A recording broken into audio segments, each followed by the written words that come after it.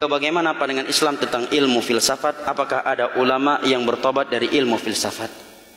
Untuk menghukumi masalah filsafat masalah besar, dan saya penuntut ilmu kecil. Tetapi dalam hal ini sudah ada ucapan Imam Syafi'i.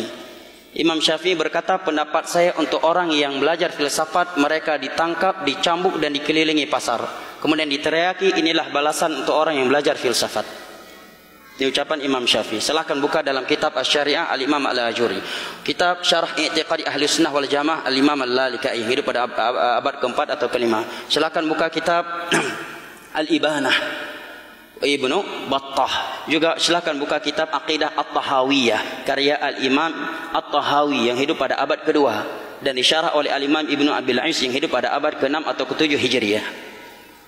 Dan filsafat adalah sebab manusia mulai mentakwil istawa dengan makna di mana-mana, istawla, mentakwil sifat-sifat Allah yang ada di dalam Al-Quran.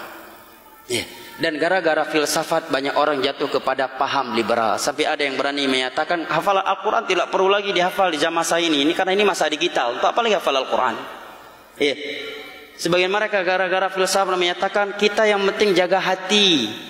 Selama hati ini bersih, baik, walaupun nggak sholat nggak masalah, daripada sholat hati nggak baik. Orang yang sholat kan belum tentu masuk surga. Kalau orang yang sholat saja belum tentu masuk surga, apalagi orang yang nggak sholat. Mestinya kan begitu gaya dia berpikir, ya kan? Tapi karena filsafat, dan filsafat pertama kali muncul itu pada abad kedua atau ketiga Hijriah, di masanya Imam Ahmad, di mana seorang penguasa di masa itu yang bernama Ma'mun dengan mufti dia yang sesat menyesatkan yang bernama Ibnu Abi Du'ad, rajanya filsafat di saat itu, dan dia berkeyakinan Al-Quran makhluk, memberi bisikan kepada Ma'mun agar memaksakan seluruh ulama Islam di masa itu seperti Imam Ahmad, Yahya bin Ma'in, Ali bin al-Madinah dan yang lain-lainnya untuk mendeklarasikan bahwa Al-Quran makhluk. Maka kitab-kitab filsafat Yunani diarabkan. Kalau ada yang berkata beda filsafat sekarang dengan filsafat dahulu, maka itu sama dengan ucapan sebagian mereka beda Syiah dulu dengan Syiah sekarang. Kalau memang beda, ganti aja namanya. Kenapa harus nama filsafat?